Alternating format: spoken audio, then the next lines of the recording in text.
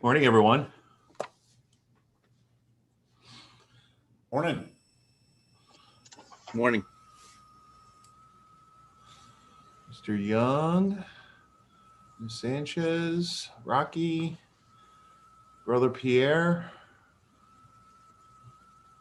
Mr. Martin,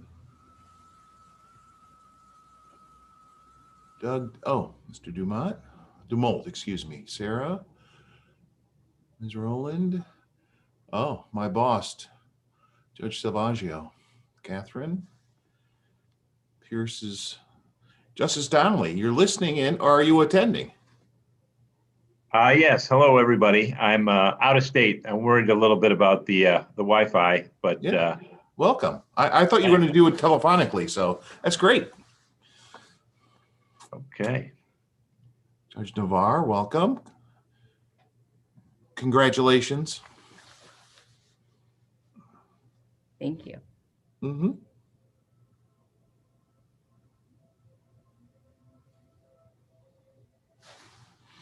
How many are we waiting on? Justin? 3, it looks like, unless I missed them. Judge McIntosh, Sheriff Riggenbach, and Meredith O'Brien are the ones that we still have. And have any of them, all of them were expecting, correct? Yeah, they did not email me to indicate they would not be able to make it, correct. All right, so and then we have Andy Wilson from the governor's office calling in. Yes. And it looks like he's online. Yeah. Morning, Andy.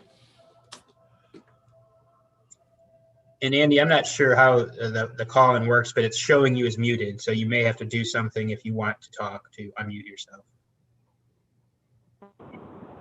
There you are. Okay. I think I figured it out. So, Okay. Good morning, everybody. Good morning. Thanks for joining us. Appreciate that. We'll just give it another minute. It's just 10:01 now, so all right.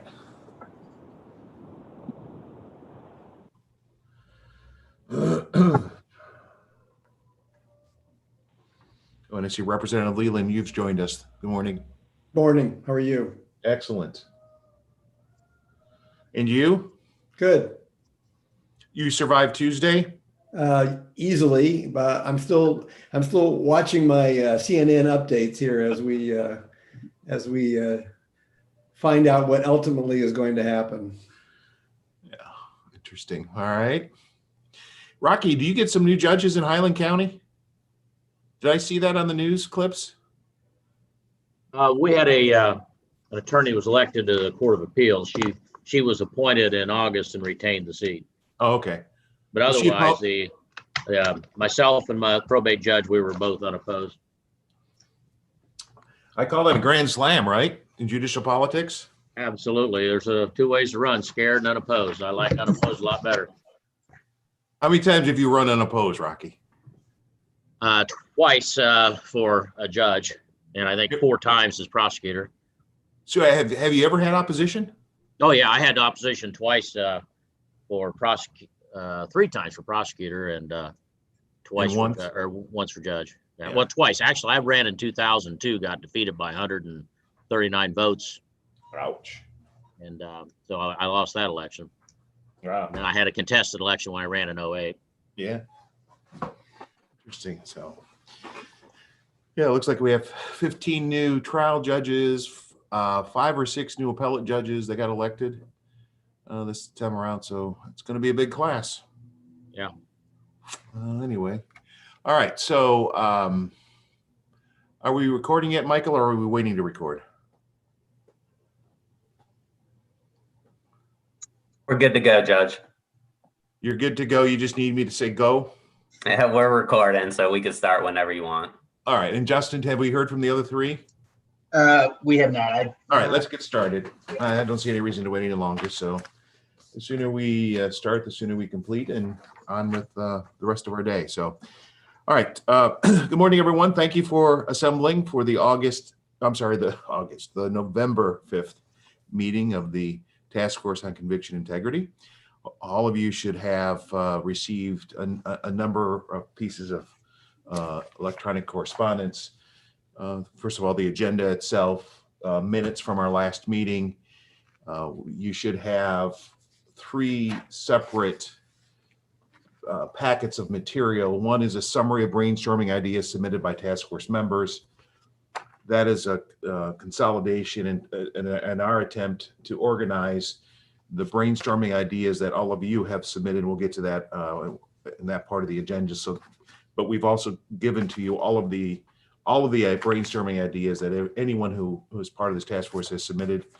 And then also based on some of the suggestions in some of the brainstorming ideas, I thought it would be beneficial to make sure that some of the nuances relative to case law and procedures were more fully explained, so that I think it would make for a more meaningful discussion in our work, which is why Elliot and Jordan, at our request, and thank you, Justice Donnelly, for allowing us to use your clerks, have the final document, which is a November 2nd overview of cases and other related issues in post-conviction review, that deals specifically with a little more substantive and extensive discussion of the Brady case, Strickland, the Ohio Supreme Court case, State versus Petra, which was referenced in some of the brainstorming ideas, as well as the Reed technique that was likewise referenced. So those are the materials that each of you should have at your review and disposal that we'll be discussing today.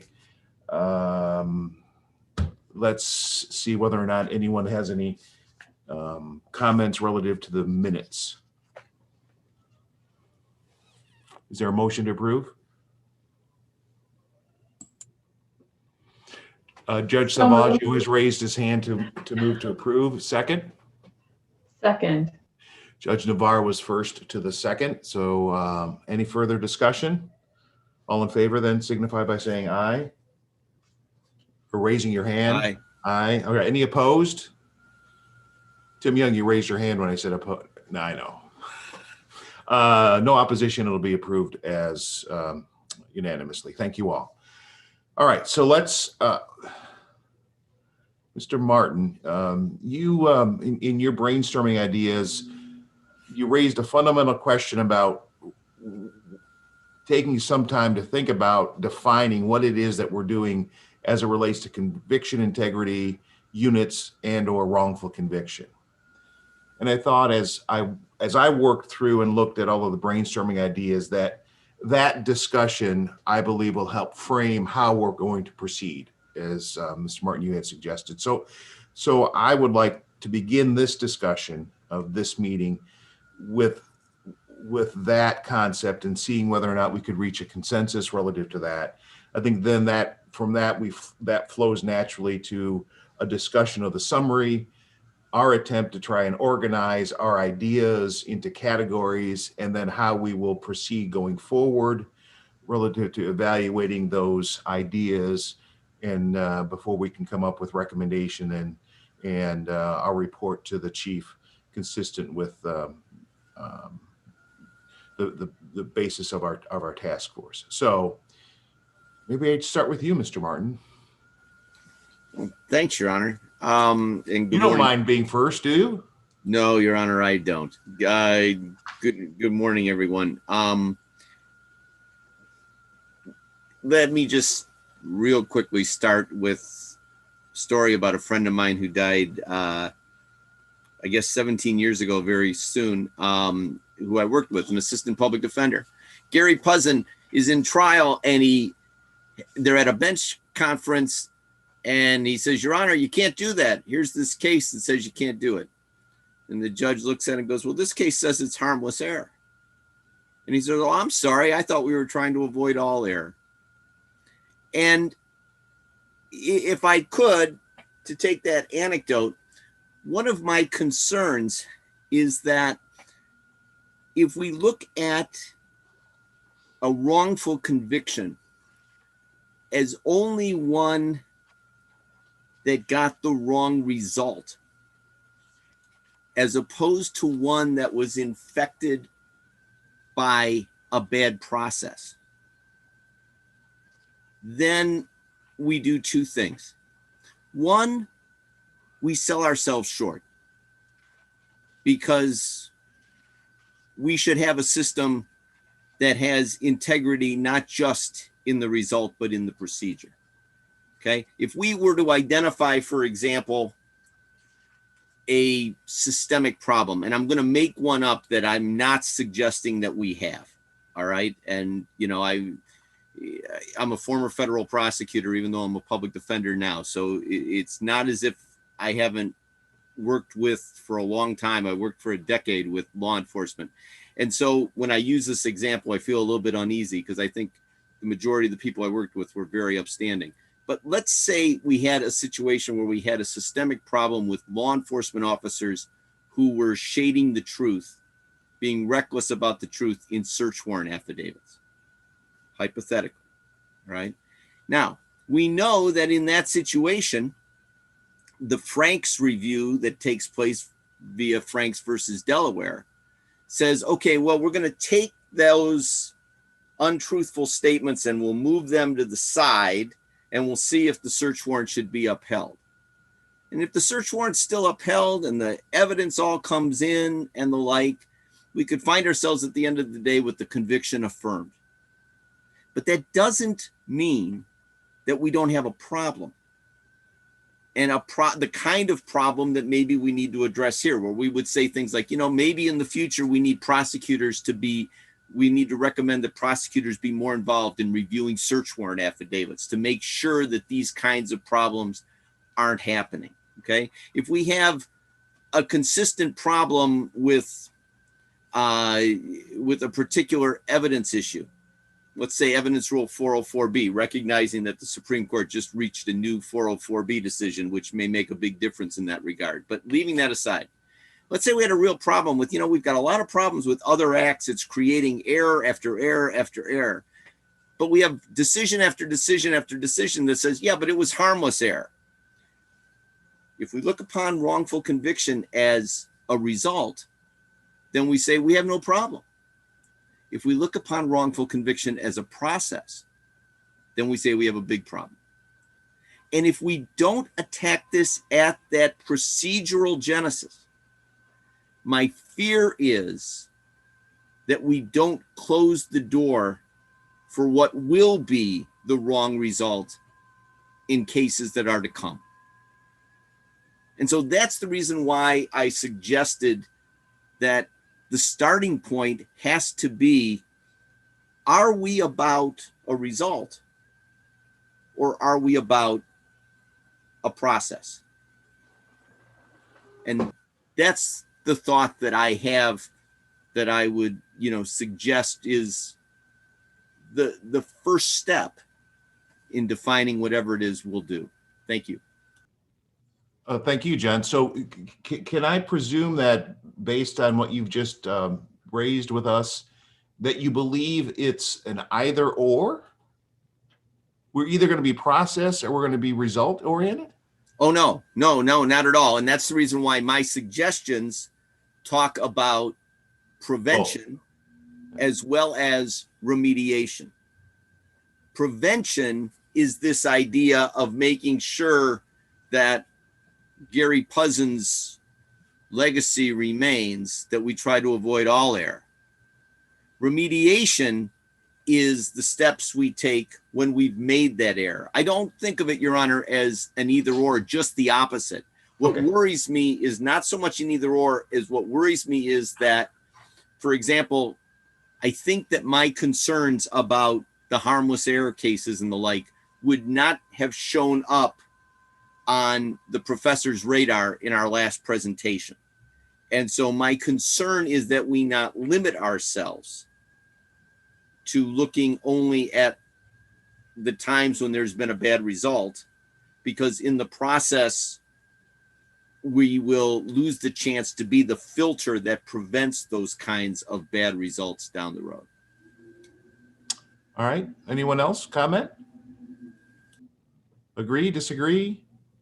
Yeah, Gene, Hey, Pierre. I tend to agree with John's point. I guess my concern about it, though, is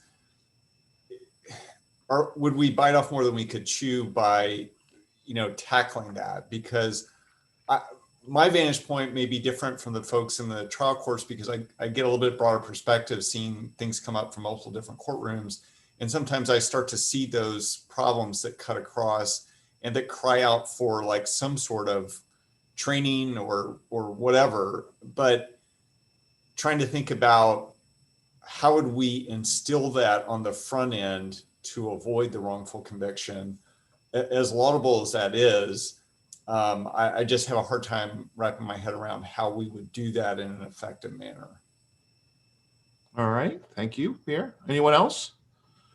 I'll jump in for just a second if I can. One of the things I think that'll be hard for our office, as well as a lot of the other stakeholders who will ultimately be involved kind of in the process down the road on this, is that the farther we move from actual innocence, and meaning what the layperson thinks of as actual innocence, I think you're going to get if we start proposing systems where convictions are overturned or people are let go based upon process errors rather than objective facts like did the person do it or not, I think you're going to have a real difficulty getting people to buy into that and support this type of initiative, because the only way really to prevent all error is to have no trials, no convictions, and no charges. And I don't think anyone would seriously think that's an option.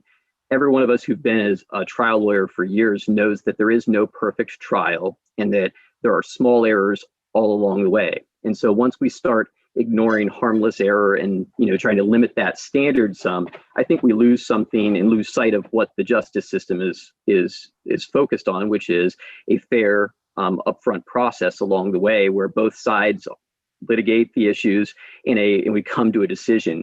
I would be concerned if we spent inordinate resources and time after the fact trying to examine in microscopic detail all the convictions in the process that as it unfolded to try to learn things. When I think that some of those lessons, and I think are very important from a preventative perspective, can be learned from an analysis of trends in appellate decisions. What are types of errors that we see from certain areas? What are some commonalities? And work on focusing that on the front end of trial rather than devoting so much resources to the back end.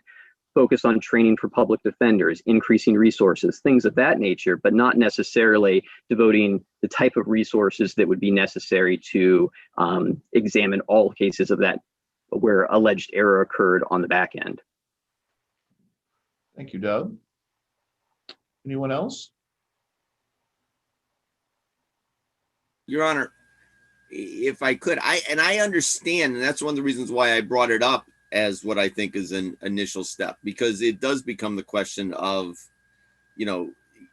how do you eat an elephant? And is it asking for too much, as, Judge Bergeron and as Doug have mentioned. But my concern, though, is that if we ignore that, then you're ignoring the root cause of what happens. Okay, I mean, if actual innocence is simply going to be those cases where we have a DNA exoneration at the end of the day, okay, we're gonna miss out on. I mean, this is an opportunity to and what concerns me is that if we don't take full advantage of the opportunity provided to this task force, we run the risk that at the end of the day, to go back to the idea of public buy-in and the like, you're right. I don't want to have a situation. I understand your concerns about public buy-in, but I also don't want at the end of this day for the report of this task force to be interpreted in such a way as to create public panacea, as to say, well, the task force is, convinced that this is all that's needed to solve the problem. If in fact there's this other aspect of the problem that we've left unaddressed. And so either we address it, or else we have to be at the very least extremely forthright and extremely candid about saying, just so you know, we didn't look at this at all. So that we have the transparency of people knowing, okay, they took on this aspect of the problem for whatever reasons, laudable as they might be, which may just be limited resources and the amount of time that we have in terms of our agenda. We have not addressed this. This has been left for another day. So at least people know then, if that's the case, that it's been left for another day. But frankly, I think there's enough people and enough time that we can at least take a bite at that other aspect of this whole thing, even if we end up ultimately saying, okay, this is an incomplete result, but at least we've identified part of the problem. 100 cases of harmless error means that that's 100 cases where something didn't go right. There are no perfect trials. I know that. I've tried enough of them to know, and I've handled enough appeals to know. There are no perfect trials. I understand that. But what we have to be concerned about is, are there systemic errors? Are there things that keep happening time and time again that that we need to at least identify, even if they tend never to make it to that next level of being harmful error? And I think what I'm saying in some ways is consistent with suggestions that have been reached that have been made about things like ineffective assistance of counsel, and that second aspect of the Strickland test, the outcome. Did it affect the outcome? Did it impact the outcome? There's a lot of IAC that goes on that doesn't result in reversals under Strickland, not because there wasn't ineffective not because there wasn't ineffective assistance of counsel in the sense of meeting the performance deficiency plank, but because it didn't affect the outcome. Well, if we've got a real problem there of lawyers who aren't doing their job, then the fact that those convictions didn't end up being wrongful doesn't change the fact that there's a real problem that needs to be identified. All right. Judge Savaggio, did you have, yes, you did have your hand up. I think the way that I look at it is much like looking at how we analyze what is a criminal offense. So criminal offense is the outcome of the product of the mental state and the act itself. And I think when we talk about a wrongful conviction, some of the things that we're wrestling with, both from a operational perspective and perhaps a public persona perspective, is what do we consider the wrongful conviction to be the result of? And so we look at certainly what was the actor's intent that may have produced that wrongful conviction. And sometimes that intent is purposeful. I mean, there was, whether it be a law enforcement officer or a prosecutor or somebody, there was an intent to cause that wrongful conviction despite what the actual evidence showed. Or was it, I'll say, a negligence standard, a competency standard that despite the intent, there was a lack of competence of either the judge or the prosecutor or the police officer that produced that wrongful outcome. And then the third category on the other side, the act itself of the wrongful conviction, is notwithstanding everybody's intent to do the right thing, and notwithstanding that we have the sharpest people involved in the system, is the technology that we had to document that act somehow failing us. And I don't mean in a negative, purposeful way. I just mean that we just don't have good enough technology to determine who was responsible, whether it be the DNA technology wasn't as sophisticated as it should have been or could have been. The video or audio technology wasn't as sophisticated as it should have been or could have been. And we certainly have all had experiences where we've had both exonerations as well as people who have been found responsible due to the advances of technology. And what I'm leading to is this. I think that as we look at how to wrestle this, we have to come to some consensus as what do we have control over and what don't we have control over. So, I would respectfully submit we don't have control over the technological piece. And so whether we have wrongful convictions that are the product of bad technology, I mean, that's not really something that we can control. The administration of that technology, perhaps in a biology, in a forensic science lab, that's something that we do have some control over in terms of instructional methods and making sure that, you know, there's no cross contamination and all that kind of stuff. We certainly have control over establishing competency, and we certainly have some control, but perhaps not a lot of control as to determining somebody's intent to steer the case to the wrong outcome. So ultimately what I'm leading to, and this kind of piggyback on one thing that Sarah Andrews had brainstormed is as we look at good data collection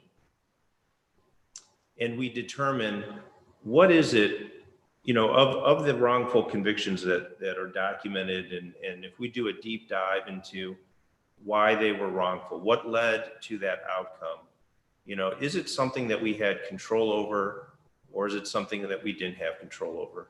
And I think that, at least from my standpoint, we use that point of view to narrow down our work for purposes of task force work, that we can say, hey, look, we have the most control out of demonstrating, number one, this is why we have wrongful convictions. And number two, these are the top maybe 3 or 4 things that we can do to either improve competency or to detect perhaps wrongful application of somebody's civic responsibility. Thank you, Nick. Anyone else at this point? So let me throw a couple of things at you, which might give you some direction or guidance as well. Judge McIntosh was raising his hand. Oh, I'm sorry, Steve. I didn't see that. No, that's okay, Gene. I will always defer to you, Brother McIntosh. Well, thank you. John, I'm trying to understand, I guess, from your perspective, if we were to begin to look at process, where would we start? Because sort of to the point of Judge Savaggio, we can look at a wrongful conviction and work our way back to where the problem occurred, or how the wrongful conviction occurred, and then look at what was in the system that needs to be changed.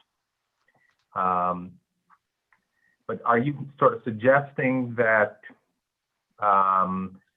say we try to get as many Court of Appeals decisions looking at the top reasons a case gets appealed, and regardless of whether it was affirmed or not, then trying to come up with a solution to avoid that issue? I mean, well, let's use ineffective as an example, and we know that a lot of cases get appealed on, well, pretty much every case gets appealed on ineffective, and the problems that get identified range from a wide variety of the issues. So I'm trying to understand, if we were just to take that ineffective assistance of counsel, at least based upon your suggestion, how would we go about, I guess, trying to come up with a solution to avoid the types of issues that get appealed, try to avoid those occurring at the trial court level? Because I am trying to get an appreciation of the enormity of the task, potentially. Hopefully that made sense. All right, John? Well, I think that to take your immediate example of the ineffective assistance, the IAC,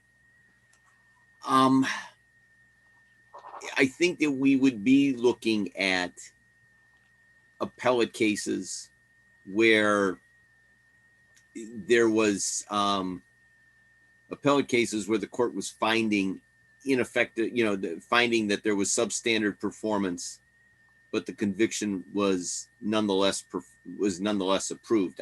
Or affirmed. Don't get me wrong. The actual innocence cases are going to shed light on the performance deficiencies that led to them. So I'm not suggesting that those cases where there was actual innocence aren't, a key focus, because they shed light both on the procedural problem as well as showing us those are the plane crash, if you will, that we're going back and we're trying to recreate to figure out how we should have done this differently. But to go to your point, Your Honor, it would include things like looking at cases where the court was finding, ineffective assistance because of the failure to object to, improper closing arguments on numerous occasions. And then saying that, yes, they were found not to be outcome determinative, but nonetheless, the task force recognizes that this has been a recurring problem. The courts of appeals have recognized that this is a particular deficiency in, and that it's a deficiency that has two parts to it. One, defense counsel need to be better trained with respect to that issue. Two, prosecutors need to be more sensitive to the kinds of arguments that are being made, to use, that example. The way I would look at it from the bigger perspective is that cases that end up with, the error was harmless, as has been pointed out, there's a lot of cases with harmless error. There are no perfect trials. The Supreme Court told us that, or at least that the defendant is not entitled to a perfect trial, just a fair one. But that having been said, if we see recurring issues that are coming up, and sometimes those issues are coming up at the trial stage, sometimes those issues are coming up at the investigative stage. All right. For example, one of the things that people talk about is the need to increase the amount of use of, body cameras, for example. All right. Are you going to necessarily be able to say that the lack of a body camera corresponds to a wrongful conviction?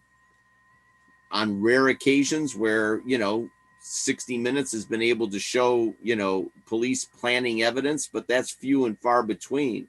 But it may be that one of the things we want to talk about is that, we've seen certain kinds of errors that keep coming up. Maybe at the investigative stage, body cameras would have been something that could have prevented this. Did it affect the ultimate outcome? Perhaps not. Maybe it only affected the ultimate outcome 1 or 2 times out of 100. But is that still something that going forward would be a procedural improvement that could ensure the integrity, not just of the outcome, but of the process? Thank you, John. Anyone else at this point? All right. Rocky, yes, sir. Listening to everybody's comments, it strikes me that we might be getting too broad, taking on too much, because we can't obtain perfection. And it seems to me that we are a task force on conviction integrity, but we need to focus on cases in which there have been convictions, wrongful convictions, and try to identify what those causes are. I don't think we can address all the problems that occur in cases earlier, because there have been a lot of cases where there have been that kind of misconduct and the results were not guilty findings or dismissals. And so, I think we're getting way, maybe too far abroad. It's not that I don't agree we want to make the system and the process fair and obtain a just result, but I think what we should be focusing on is looking at and getting some research. And I know on the I-Court task force, we've gotten a lot of really great research from the Supreme Court library staff, and maybe Justice Donnelly's staff could assist in that, is that we should take a look at cases in which there have been wrongful convictions set aside, and then try to break down the categories. And I've just made some thoughts of what I've seen. We have the prosecutorial or law enforcement misconduct. Could be Brady issues, but it could also be other things like, like Nick said, intentional misconduct. We have ineffective assistance of counsel, obviously, eyewitness identification. And, there's been some legislation on that try to help with that, with specifying the procedures that have to be followed. Also, in terms of the misconduct, the recording requirements for juveniles. We have eyewitness identifications always, has an issue. And we have a lot of issue regarding science, junk science, or science that was mishandled or not applied appropriately. And those are just some of the categories that I've looked at in over the years. My thinking is we should then take a look and say, okay, these are the things that are causing wrongful convictions, and then try to move from there just to develop how do we what kind of remediation can we obtain, and secondly, how to prevent it through education, legislation, guidelines, rules, that type of thing. So, and again, no matter what process we have, nothing's going to be perfect. I've often told them, I've been asked people about, well, that wasn't justice. And I said, well, actually, what is your definition of justice? Justice is a process where to offer a fair and impartial process, but it's not a guarantee of any result. And no matter what the result is, somebody's going to say that's not justice. We just need to try to obtain a greatest percentage as possible of actual correct results. But even in a perfect trial, there will be times when there is a result that is not correct. And just like with ineffective assistance of counsel, I've seen attorneys that absolutely were pathetic, and I'm sitting there on the bench saying, this is going to get reversed, but there's an acquittal. And then I've seen the best attorneys do great, and you have a great attorney does a 98% great job, but there's a 2% deficiency. Does that mean the result is unjust? So I don't know. That's just some meandering thoughts that I have. Thank you, Rocky. Appreciate those very much. Nick? Just a short comment. And some may look at this comment as my intent to lower the expectation of this task force, and what I intend to say may help further define our purpose. But one of the things that we really haven't talked about, we also have had witness misconduct. Our jury instructions tell the jury that you're free to believe all, any, or part, or none of a witness's testimony. And so we can solve all the problems here and still have a wrongful conviction based on a witness's manipulation of the truth. And so, in the sense that we're trying to solve all of the problems, there has to be a recognition that no matter how competent the attorney or the judge or the prosecutor or the investigation, we can still have manipulation out of the control of the system. And we can also have jury nullification too, but that's another point. It just goes back to the point that let's try to work on things that we think are reachable as opposed to trying to achieve perfection. All right. Thanks, Nick. I actually think that's not too far afield from John's goal. The disagreement might be how close to perfection in trying to fix things we can also achieve, right? So is there anyone who else wants to comment? I really want to hear all your comments before I speak. All right. So I appreciate all of your input. I want to hopefully frame this well for each of you, because we in Ohio are coming to this issue not the first state to look at wrongful convictions, right? So we in large measure have the benefit of the work done by other communities outside of Ohio that have confronted this issue. But because of that, I think there's not a state in this country that doesn't define or constrain the concept of wrongful conviction or conviction and integrity as limiting it to those matters pertaining to actual innocence. And I think that fact that that's the case is based in large measure because we live in a society that says what? We loathe the concept that Joe Smith, who did not commit a crime, is sitting in a prison cell for X period of time. And everyone, I think the community standard is there should be something that could prevent that, and if not, allow the ability to review that so we can right that injustice.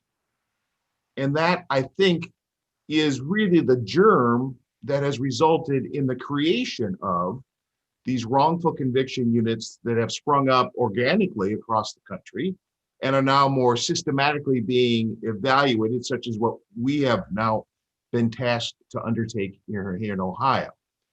But we can accept that concept, right?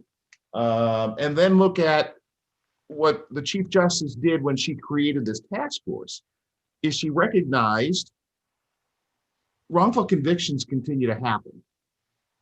It's not just because we have advances in DNA that we're able to review many cases that previously were unable to have a forensic science of DNA to actually establish the innocence of a defendant convicted, right?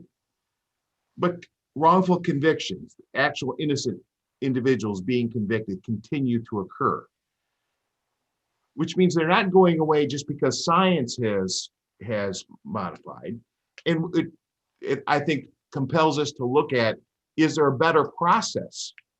Is there a better mechanism that we can review that would allow less wrongful convictions to occur? Which is why the chief, in creating this task force, created a task force not limited to wrongful conviction, but limited to a review of not just the integrity of that conviction, which is the wrongful conviction component, but also post-conviction review in itself. And it's that process, I think, and the review of our post-conviction process in Ohio that gets to the processing concerns that John has raised and might help give a guidance for, we don't have to change, or we don't have to reach a consensus that for us, wrongful conviction will be different than what is viewed as wrongful conviction in all other jurisdictions. I mean, there's nothing wrong with us saying wrongful conviction shall be actual innocence. But in our post-conviction review, we recognize there are other problems within the system that, because of the frequency with which they occur, we can review and make recommendations to improve that system, which would reduce the extent to which we have to constrain our system with a post-conviction process. And at the same time, review the method by which we allow defendants who have been tried or pled, convicted, sentenced, appealed, that appeal is affirmed, and yet something else exists for which they're seeking another bite of the apple, another opportunity to have that case reviewed meaningfully. That's what post-conviction review is. It's that alternate or additional bite of the apple. And if as we review that, if we see procedural errors or procedural improvements or advancements that could improve the integrity or the efficacy or the efficiency, all of those, as it relates to the post-conviction review process, we're moving closer to that zero error, to that standard, John, of your colleague, who wants no error, not just harmless error, right? Because we're improving the ability to fix systemically cases. And in doing that, and that's why in some measure, the recommendations that talk about not just where the error lies in the current practice, but in fixing systemically how to improve education, teaching, training, all of that, to eliminate that those practitioners, be they law enforcement, be they prosecutors, defense counsel, courts, the judges themselves, all of the players in the process that led to that wrongful conviction can be trained and improved and eliminate the reliance of a post-conviction process, or at least streamline that process by which post-conviction would then be reviewed. So if you all agree with that, in a large measure of that, then we can accept this wrongful conviction is consistent with how other communities and states have defined it, and that is actual innocence. And look at the mechanics of that in Ohio, because there isn't any. We have two publicly declared prosecutors' offices that say we have a wrongful conviction unit. Each one of them have internal rules that govern that. But there is no standard rules that have been promulgated by anyone, the legislature or the attorney general, as it relates to that. There's post-conviction review process, but it doesn't have any specifics of actual innocence, as if that should or would create a different mechanism of evaluation and review from any non-actual innocent post-conviction appeal. And we would carve that out and then look in the process as well as all of the suggestions and a lot of your recommendations. While they clearly will impact the process of wrongful conviction, I think they will actually improve the integrity of the post-conviction review process itself. In terms of some of the modernization ideas relative to the criminal rules and the training, I think that is all beneficial for improving our system of justice because it eliminates those errors at the upshot, at the beginning, and therefore you don't need to have to deal with them either through the trial process as a trial judge, the appellate court on appeal, or in a post-conviction capacity. So so maybe I think we need to look at the consensus that in looking at wrongful conviction / conviction integrity, that we limit that to actual innocence and allow the process or the procedural concerns and improving the performance of the process or the wrongfulness of the process, notwithstanding innocence or lack of innocence, as a separate category to be evaluated in our post-conviction review, but limit wrongful conviction to just that, what it has been understood to be in all the other jurisdictions. What do you think?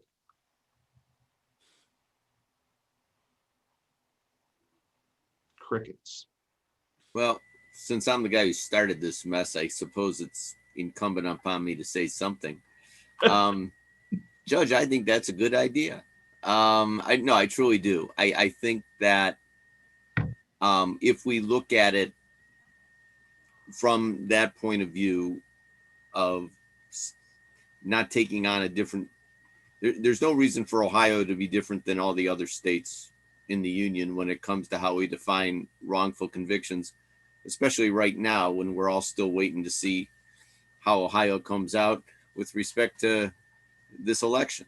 But no, the point being that, yeah, it makes sense that we don't need to carve ourselves out differently than everybody else. And at the same time, as we go through that review process, it may be that we'll identify some of these same issues of which I have concern.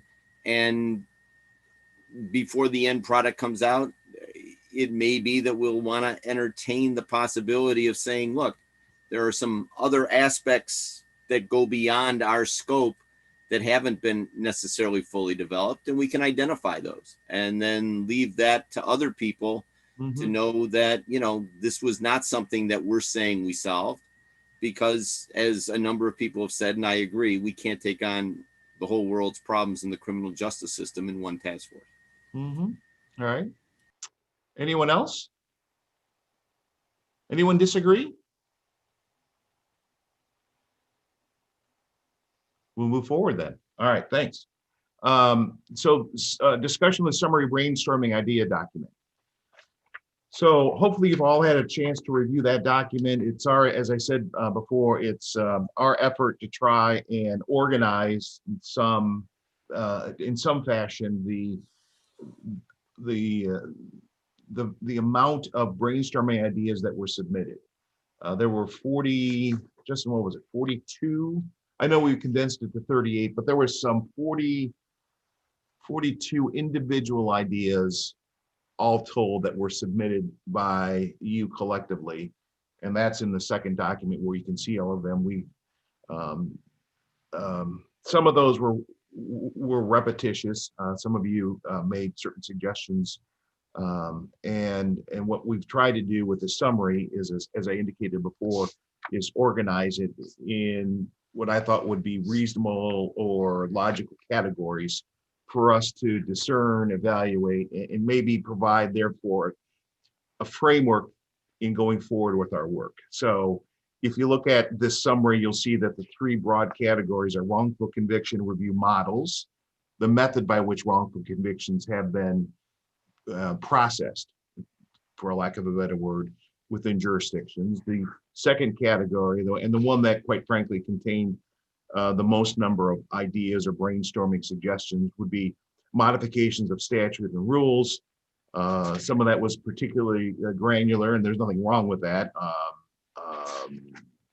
And as you look at pages 2, 3, and the top of page 4, the specifics, you will note that the way this is framed, just so everyone understands, after each bullet point where there is, where we've attempted to categorize one of the suggestions, you'll see in parentheses a number. Like, for example, if you go to page 2 under misconduct, you'll see in parentheses number 13.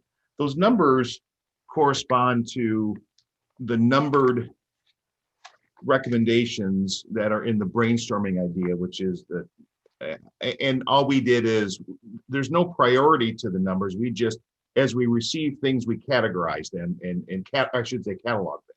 So the numbers that you see in the summary relate to the specifics in the other document. If you want to look at a more detailed articulation of what the idea was, so that's why those numbers exist where they do. And if you've had a chance, I hope you have. If you haven't, we should talk about that. But my thought is, I'm not aware, I could not think of, and I would ask if any of you can think of areas that are lacking to be considered by this task force that's not encompassed by this summary. I am wholly gratified by the extent to which you all have devoted time and given your thoughts. And it's clear that many of you have had considerable thoughts in suggesting issues and ideas and concepts and concerns that we need to address in conjunction with our work for this task force. And I think the breadth of what this task force could do, and maybe even should do, is contained within the specifics of these summary of brainstorming ideas. If any of you believe that we're still missing certain specific items of brainstorming ideas that have come to you as a consequence of reviewing this, as a consequence of preparing for today, as a consequence of your daily lives and what you do within your respective works, let us know, because this isn't meant to be a be-all, but it is a current version of the issues that we think are joined when you look at reviewing post-conviction process in Ohio and the concept of conviction integrity as we now have agreed to define it here in Ohio as well. Thoughts or comments about how we have attempted to categorize it? Agree, disagree?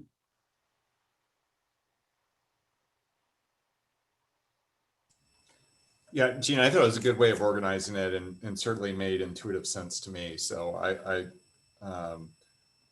this in the overview document was very helpful too, just to get into the weeds a little bit. So I thought it was good. Thanks, Pierre. Categories that you thought that we missed, that, because what I think is going to happen is we'll use these categories to try and systematically approach our responsibilities. So, and we'll get to that in a moment. But I don't think there is a category that is lacking based on the ideas and based on our collective knowledge relative to conviction integrity and post-conviction review that wouldn't be subsumed or contained within the categories that we've identified. Is there anyone who would disagree with that? No. I take silence, just like school, right? You take silence as affirmation of the statement. All right. So let's look at then how we go about reviewing these things. And I think we have touch base as a group, and I know certainly we have individually had discussions, or at least I have had discussions with many of you, that we think about breaking up into subcommittees that would conjointly review the categories and then come back and spit out recommendations and the like. And I don't know if any of you, I've served on task force with the Supreme Court where we did that, and it seemed to be effective in the one instance, the one task force I served, that it was a way of I think managing the time constraint that we have with the workload that was required based on the task force. As you look at these categories that we're agreeing is the method by which we're going to review our work. Anybody have any thoughts about whether we do this sequentially or through subcommittee work?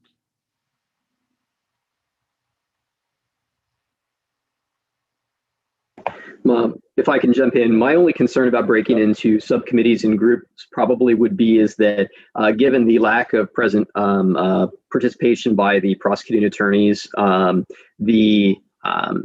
depending on how the groups are broken up and subdivided, there could be not necessarily all views reflected adequately in each of the subgroups, because I don't know everyone's background and who's on the panel right now and who's on the call, but I think there could be some blind spots, let's say, depending on how we broke things up.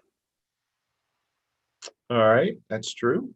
You on behalf of the Attorney General, certainly represent the prosecutors actively. We also have Andy Wilson, who, although represents the governor's office as a former prosecutor, I think might play a similar role. But you're right, the Prosecutors Association continues to probably listen in to our presentations and review, but not actively participate. And I hope that changes, but that will be up to them, not us. We have invited them and continue to notify them of our process and the transparency with which we're conducting our affairs should only shed light that this is an open forum by which we're trying to get to the right answer. That there's no preconceived concept that where this is headed. And that I think, in all honesty, I think they hurt their members by not being actively involved, unfortunately, because it's not an issue which is limited exclusively to their office. They should know that, and the fact that they haven't changed their viewpoint is their decision, and it's not going to stop our work, and we'll continue moving on. But Doug, your point is well taken. Anyone else have any comment?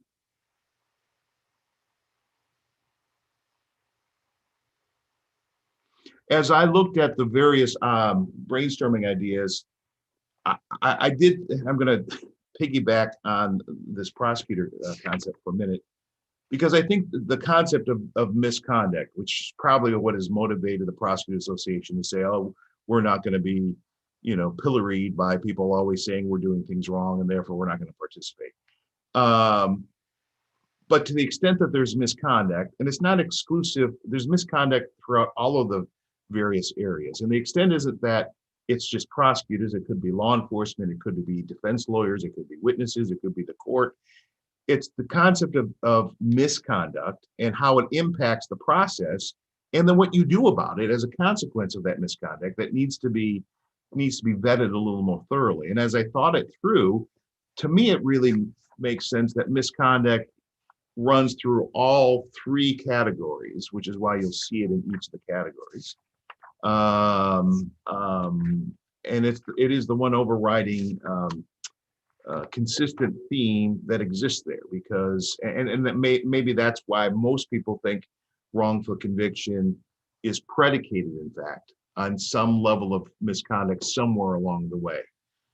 Witness identification that was purposefully wrong, jailhouse confessions or informants, doctored or defective forensic testing and the like. So, but as I thought this through, I thought maybe the approach is that the actual review of models and how we would settle our recommendation in Ohio might be better served if we look first at the statutory rule modifications, so improving the process and the system first. So we'd start there, and then look at that would then dovetail, I think, into, as we look at that and we see if we can reach consensus relative to recommendations for those suggested improvements or modifications. We would then transition to training, education, the all-important data collection. See, Sarah, I didn't forget you. And then once we have those two things sort of have some sense of where we stand as a task force, we could then come back and say, all right, given all of that, if the recommendations that we make as it relates to statutes and rules are fully implemented, how would that impact the manner with which conviction reviews should be modeled in Ohio?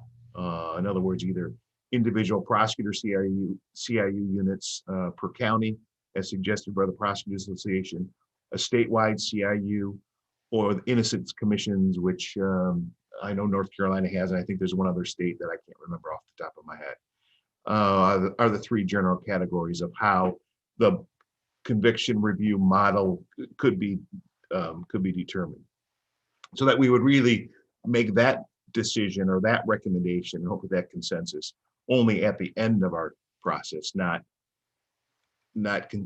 concurrent or initially in our review process. What do you think?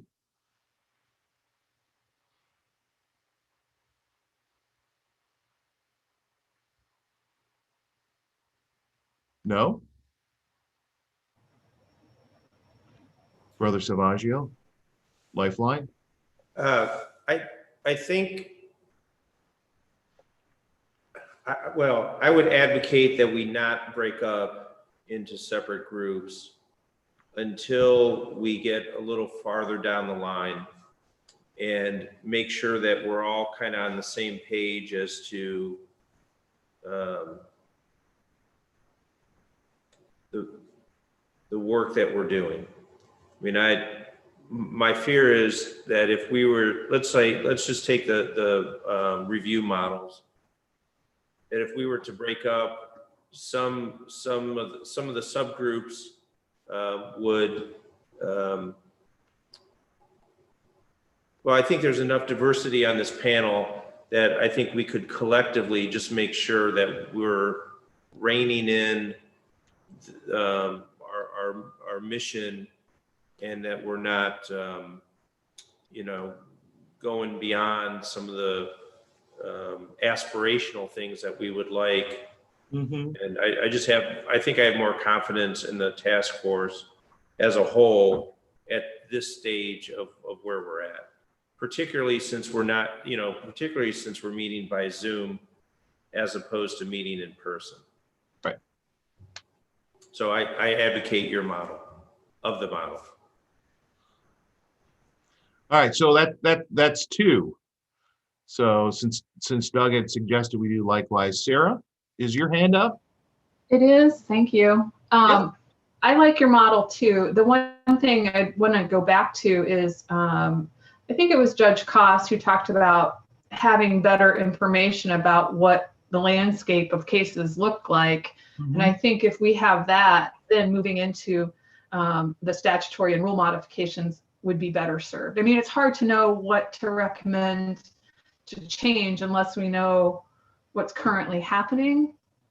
Is kind of how I see it. Thank you, Sarah. So let's talk about that for a minute. Rocky, where you know what? These screens keep changing on me. There you are. You're supposed to be over there, and for some reason, it doesn't matter. When you were suggesting that, are you suggesting that we look at those cases in Ohio that have been denominated as wrongful conviction cases, and look at the specific cases in Ohio to generate some categories of why that wrongful conviction occurred, and then use that as opposed to national studies. So it's a little more constrained to our experience here in Ohio. Is that what you were suggesting we do? I was looking at Ohio primarily. I know there's been some studies done, I think, by Public Defender's Office. But I would, what I was thinking was having some research done to take a look at all the case law that's been reported at the Court of Appeals and Supreme Court level, and then try to drill into those and to categorize those as to what the basis for the wrongful conviction was. And get some data on that, because I think that's important to know. What are we looking at?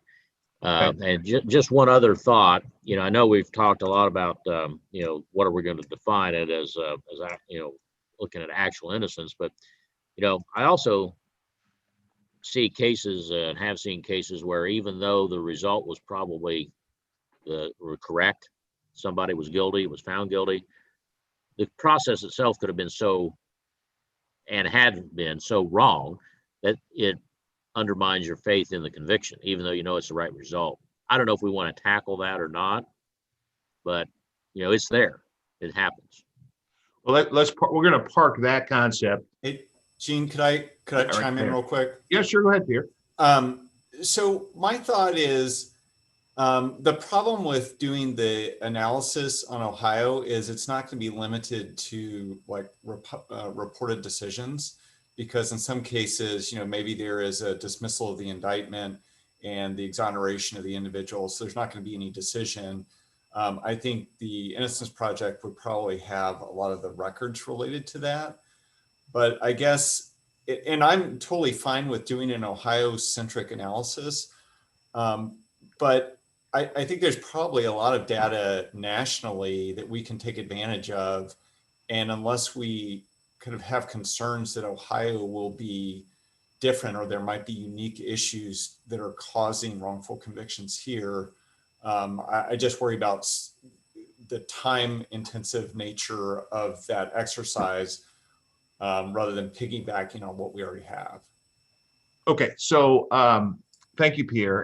And you're right. There is a wealth of research that has been done nationally. In fact, John Holloway, the professor who presented last time, has himself conducted much of it. There is, I think there are, off the top of my head, I can't, 5 or 6 categories of areas where wrongful convictions generally lie based on national research. So we clearly could bring someone in to talk about those categories. I like Rocky's idea in part in terms of Ohio, because if Ohio is unique or not unique, or if there's a prevalence of certain categories versus other states, if there's a rash of wrongful convictions out of Texas for reasons that aren't related in Ohio, I mean, that could guide us in some capacity. And I will share with you that the National Exoneration Registry, which is presently housed out in California in conjunction with the University of Michigan, has that data readily available. And I have spoken with them because, and I believe they would be willing to come and give a state-specific evaluation of, from a historical perspective, of the wrongful convictions that they have registered arising out of what happened in Ohio. And maybe that would at least give us the starting point or a framework from which we could then look at those issues in conjunction with the model approach that that before we look at statute of rule modifications, we get a better sense of where do Ohio wrongful convictions lie, and how is that consistent or inconsistent with the national trends relative to the reasons for wrongful conviction, which I think were the application, how that would bear of import to us. Would you like that? I think we can. Gene, I think that I don't have a problem with using, if there's existing data, and I don't believe in reinventing the wheel, but one of the reasons I believe that we need to have Ohio data and focus on that is that we don't have the prosecutors participating, and we issue a report and recommendations, and they're going to sit there and say, well, this doesn't really apply to us because they're basing this on what's happening across the country, and in Ohio we don't have that problem, or they didn't look at our issues, so how can we, so that's one of the things I think we need to have that. And if there is data available already, I don't think that we need to reinvent the wheel, but if it's not there, then we may need to take some time, even though our time's limited, to look at compiling some data. Okay. Judge, Yes. Dave Leland here. So I just there you wanted, I just wanted to chime into this. I underscore this conversation, Judge Koss's comments, because I assume some of these things that we're going to be doing are going to be coming to the General Assembly for activity. And the more that we can make this Ohio specific, the more we can say this is what's happening in Ohio versus what's happening nationally. It doesn't mean we can't use the national documents and the national information, but the more we can make this specific to the state of Ohio, the greater likelihood that people will buy off on it. All right, very good. So we can, Justin? Because I was just going to make a comment that short of actually having the National Registry come in, I could also, from their website, because you can drill down into Ohio, put together some sort of memo or chart that says, here's the percentage of exonerations nationally that are based on mistaken identification or false confection, and then say, here's the number that happened in Ohio, so we could see a comparison. Right. Yes, I know that can happen, but I really think it's important to have the perspective of the people that run the National Exoneration Registry, so that people understand what that the reviewing of the data online is more meaningful or effective if you have a better sense of what it is that they're doing and how is it that it's unique to Ohio and what they were able to do to accomplish that, and the work that they've done in creating that information in that database, I think only increases the integrity of it and therefore the usefulness as it relates to what we're doing. So, so as I map this out, I appreciate and agree that we all know that our next meeting is presently scheduled for November 19th. And that's with Larry Krasner, who is the DA in Philadelphia, and his head of his conviction integrity unit, Patricia Cummings. Now, I'm meeting with them next week to make sure that we're still on board. Pennsylvania, as of this morning, had not been decided politically. Is that right? Is it still up in the air? So to the extent that it's still up in the air, I believe Mr. Krasner is playing a role enforcing the laws relative to voter turnout and in the Philadelphia area. I've not gotten any indication that he's going to have to cancel because of his work relative to the 2020 election. I'll let you know. All right. Hopefully they'll still be able to present. I think it's important to hear Mr. Krasner and in particular Patricia Cummings and their presentation relative to the prosecutors. He's very progressive in the utilization of a conviction integrity units in Philadelphia. Ms. Cummings was recruited from Texas. I think I shared this with you at our last meeting to run his conviction integrity unit when he was elected the DA in Philly. And she has been credited with creating many of the conviction integrity units that exist now in Texas. So they're significant players in the general concept of conviction integrity units, which would be the first model running out of the prosecutor's office. So if I presume we're going to go forward with November 19th with Larry. At the end of today's meeting, we were going to talk about, I would like to have a meeting in December. And I know we got holidays and whatnot, but this is Zoom and hopefully we can all figure out. Justin, you're like doing SOS with your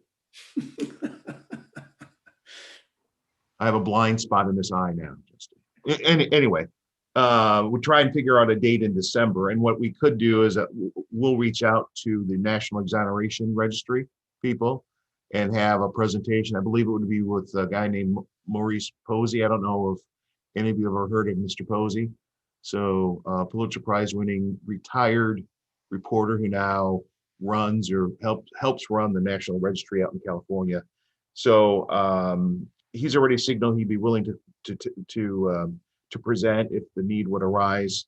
So it would just be a matter of scheduling time in December. I think we should do a presentation from that entity in December, and then starting in January, we would look at the specific evaluation of these concepts. What do you think about that in terms of how we would be organized between now and December? I mean, now and January. Does that make sense to me? Am I missing something? Do we all agree? Yes? Yes, okay. All right, so, and then starting in January, since I think everyone agrees, the issues are constrained enough, and I think Zoom allows the ability for us to do this sequentially. We would start with modification of statutes and rules and then go to training with the eventual conclusion being the review models, all right? But when we start that work in January, I'm not trying to be a tough taskmaster, but we do have some constraints in terms of when it is projected that we would have our report completed. And if we're looking at a May date for completion, is it too much because of the ability to meet by Zoom? So logistically, it's a lot easier than all of us traveling to Columbus to meet. I can let you know that I believe the Supreme Court has recently indicated that the stay-at-home order as it relates to their office will be extended through March. So we're going to be Zooming through March, I believe, at a minimum. Could we meet every other week, or do we still want to do just once a month in our meetings, and maybe extend them to, I've tried to extend them to only 2 hours, 10 to noon. I think through Zoom process, more than 2 hours is tough on a Zoom meeting. And maybe what we do is we would do once a month, break for a little bit, bio break as now I've been trained to say, as well as lunch, and maybe agree to meet once a month for 3 to 4 hours with a break in between, versus twice a month for only two hours. What do you like doing? Which one is easier for y'all? Gene, I prefer the 2 hour meetings and, every other week or something. I think that's easier than a 4 hour Zoom conference, even with a break. That's what I would prefer too. Anybody not want to do that? Not find that easier? Judge Salvaggio. Just to let you know, Oh, you're a trial judge. I know. You're a busy man. Trial judges may have a little more difficulty in meeting every other week. But I'm not saying that. Isn't that why God created magistrates for you, Judge Salvaggio? Let's do it for the good of the group. If everybody else is good with doing it every other week, let's do that. And I will show you some fidelity in trying to make each and every one. Generally speaking, Barr and I and McIntosh, Well, don't forget Judge cost. Salvaggio. That's right. My rural brother, he knows probably better than I, as we're the only ones out here. Yeah, that's true, but we also are in charge. So that's one of the good things about being judge, not prosecutor. I haven't learned that yet. I have. Isn't Champaign County west of the Pesos? You're muted, Nick. You're muted. All right. All right. All right. So let's do that. We'll try to schedule starting in January. It is Thursday. We'd like to do Thursday at 10 o'clock. Is that, Judge, as I indicated in an email, we're going to be in session on the 19th in November on Thursday, which means we'll probably be doing committee meetings that morning, assuming we're still in session. That's always up in the air. Right. And obviously after the first of the year, we are generally in session on, depending on what the speaker decides and whatever, we could be in session Tuesdays, Wednesdays, and Thursdays. That's why I generally don't schedule things on those 3 days because I don't know, and we won't get a schedule for probably another 6 weeks or so. But that's Thursday could be a problem for me on an ongoing basis. So we'll thank you, Representative Leland. We'll talk about that at our either the next meeting on the 19th of November, and I know you may not be there for that, but and or our December meeting, okay, in terms of when.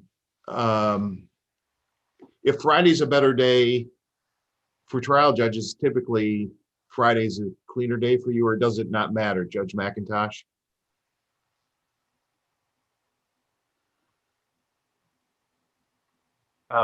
Some Fridays can be a little bit more problematic for me. All right. Every other Friday tends to be my sentencing days. Okay. Thursday, I have a little bit more flexibility, generally speaking. You being Judge a former Zamuda. trial judge should understand that. Absolutely, I can and do. Yes, Doug? One of the things that might be helpful is you guys have been great about giving out the schedule ahead of time. If we kind of have discrete times where you're expecting not just work group to happen and educational and discussion, but to where votes are being taken, that way people can maybe prioritize. If they can't necessarily meet every meeting, they can make sure that they can schedule accordingly. So if you give a couple weeks notice on those that, hey, we've been working on this segment for a while, we're going to make decisions on this date. That way it's easier for everyone to plan around. And that's a good point. And to that end, also, our sessions are being recorded and then posted to the Supreme Court website where the task force is located. So if you, like Representative Leland, if you're unable to make the 19th of November presentation, and if you want to watch what DA Krasner has to say and Patricia Cummings had to say, you can just download it and watch it yourself. You don't, the fact that you were not in attendance only precludes you from asking questions, obviously, but at least you could maintain engagement and involvement by watching it. And we also should, and we're going to try going to, we're going to start in January twice a month, every other week or thereabouts, until we get a handle at that of how much additional work we need to do. And if some of you have specific designees, I think I would ask you to let Justin know that. I know some of you have already designated individuals, and I think the rules, Justin, clarify this for me. The way the rules work is a designee can't vote, but certainly can sit in and take notes and the like, right? Like Doug, you're a designee for the AG. Yeah, I was told that I can participate in discussions, things of that nature, but designees are not permitted to vote. And I think that's Correct. the only distinction between the two, correct? That's correct. And also to make the vote, Attorney General Yost would have to be present to make the vote. You can't make a vote on behalf of the person you're a designee for. Right.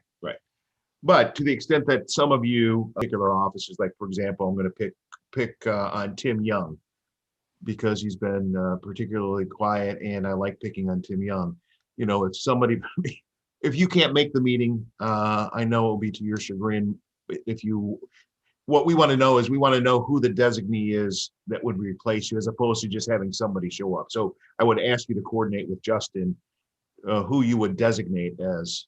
And I know my former trial colleague judges, there are no designees who could replace any of you. So you are unique in and of each of yourselves, and therefore we will be at a loss should you not be able to participate. The Court of Appeals doesn't always think so. It has to do with what John, see, we're closing with where John started this, right? So we're trying to eliminate all error, not just harmless, Nick, right? Okay, so that's kind of where we're going to have everyone is in agreement. Let's see. Anybody, I don't mean to turn off or to shut down the conversation as it relates to the summary of brainstorming ideas. Any other discussion or comments that people would like to make as it relates to either of those two brainstorming idea documents? Save your gunpowder for our discussion. One thing I had that might be an interesting potential discussion point is retention and recruitment of qualified counsel for both sides, essentially. We don't always get the best of the best when it comes to new public defenders as well as new prosecutors. And looking at different strategies for how we can improve recruitment and retention of both sides so that we get high quality representation on both sides, I think would be an interesting question, and see if there's recommendations that could be made down the road on that. Yeah, that's a variant of some of the things that are in the training and education. Thanks, Doug. Well, I'm going to add that to make sure that it's fully covered in the sub points of that of our third category. Thank you. Anyone else? I just want to say, Judge McIntosh. I'm sorry, Judge McIntosh, then John. Okay. Okay.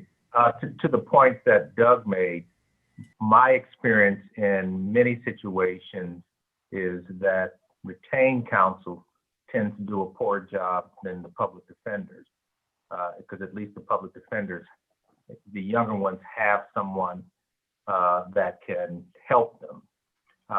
And you get a few of these folks that are relatively young, and they don't have anyone that has mentored them, and they just kind of stumble their way through a trial. So I think also figuring out some way as well for training for the private bar, likewise. Well, that's why when you look at, I mean, some of the suggestions is to create standards of qualifications for appointment of this type of wrongful conviction work. That not every lawyer can do it, but that you have to meet certain training regimen or criteria before you would be eligible to handle that type of work. So that is, I mean, it's an excellent point. It will be discussed when we get to that category, and I appreciate that comment. John, you were going to say something, John Martin? Yeah, I was just going to, first of all, I think that Judge McIntosh's point folds right into a whole idea of mentoring and maybe whether or not there should be some more institutional mentoring considered. But my bigger concern about Doug's point was just that I'm afraid I'm going to be out of a job if we raise the standards too high. I don't believe that. Not for you, John. You'll always have some way to argue with it, right? That's why we call it practicing law, right? Anyone else then? Brother Savaggio, anything else? All right. All right, so then let's go on to number 4. Hopefully you all have seen or can review the additional authority memo, and I think I thanked them. If not, I want to again thank Elliot and Jordan for their work, and it's in preparing this. Excellent work as always. And again, thank you, Justice Donnelly, for allowing us to use your clerks to have that work done. Any other research projects? I know we're going to have a presentation that some of you would be interested in having looked at. If you can't think of it off the top of your head, but as you are reviewing the material we've already sent to you, if you think of some other areas where you're saying, hey, I'd like to know about this, let Justin know that. Send Justin and I an email, and we'll vet that. And because our aim is to have this the most knowledgeable group of assembled experts on this category that the United States has ever seen. So, and to that end, if you have some area that you want us to look at, we will, we will consider and do that and get back with you on that. All right. All right. Any comments, questions, concerns as it relates to the supplemental memo on Brady et al.? Nick. With the inclusion of the read technique and the discussion that was offered, how do I want to say it? Is it presented to suggest that the read technique is a factor, a contributing factor, a substantial factor in wrongful convictions? Is it meant to suggest that read techniques should not be used? Or is it meant to be an information piece on, if you've never heard of the Reed technique, this is what the Reed technique is about. So the Reed technique, and actually all of the cases and then the Reed technique that comprise this supplemental memo are at my request, because in some of the recommendations that are part of the brainstorming idea, there was specific references to those cases, Brady, Strickland, Petro, and the Reed technique as part of the idea that was being presented. And I just wanted to make sure that if people weren't conversant or comfortable with a more specific understanding of Brady and Strickland and Petro and or the Reed technique, all right, that we just give a memo. So all it is an informational memo. It in no way implies, as it relates to the Reed technique in particular, that should not be, that somehow that is contributing to wrongful convictions. But it does play and was part of someone's, I think it was, Tim, I think it was yours, if I'm not mistaken, OPDs. And I thought, well, as we consider that proposal, I didn't want to get bogged down to what's the Reed technique, and therefore we're educating everyone because of the memo. That's all it's meant to do. Okay. Yes, I have a few concerns that a bigger picture of the Reed technique is not being, presented, and I just want to make sure that this task force is not relying solely on this information to guide us as to what we think about the Reed technique. So that's a different issue, Judge Soaj, because what you're suggesting is that the memo itself is not complete as it relates at least to the Reed technique. If you believe there's additional information that would make the memo itself more comprehensive, okay, and because it should be serving an educational purpose so that we can have an informed discussion when we get to that specific recommendation, okay, in our discussions. So why don't we go offline and have a discussion as to, or if you want to shoot us an email with some concerns that you think that is lacking, or could it be added to that part of the Reed technique, please, I welcome that. Okay. I guess initially I just wanted to know what is the weight or well, I'll just use weight that I'm to consider the information in the memo as it pertains to driving further discussion. So I'd be happy to speak offline with you. Thanks. Anyone else? Gene, we'll just follow up on the Reed issue. I mean, I'm very familiar with that way. Our officers use it a lot. Is that'd be another issue where we need data to determine to what extent the Reed technique is in fact causing false confessions or inaccurate confessions, because without the data, I don't think we're really in a position to make any recommendations on that. So I would ask that we have staff get that information. Okay, so Justin, let's make a note of that. And as we progress toward that discussion, we will get back with you all as to that. All right, thank you, Rocky. Anyone else? All right, so then that leaves us to next meeting. I've already told you about the 19th and who's going to be here. If we get wind that he's unable to because of his obligations as the DA, we'll let you know accordingly. And and I'm not sure what the contingency will be. We'll figure it out and let you know. Otherwise, any other issues for the good of the order that anyone would like to raise at this time? No? Thank you all for your time and attention and participation today. We will recess today's meeting and see you all back here on Thursday, November 19 at 10 a.m. Same Zoom time, same Zoom channel. Thank you. All right.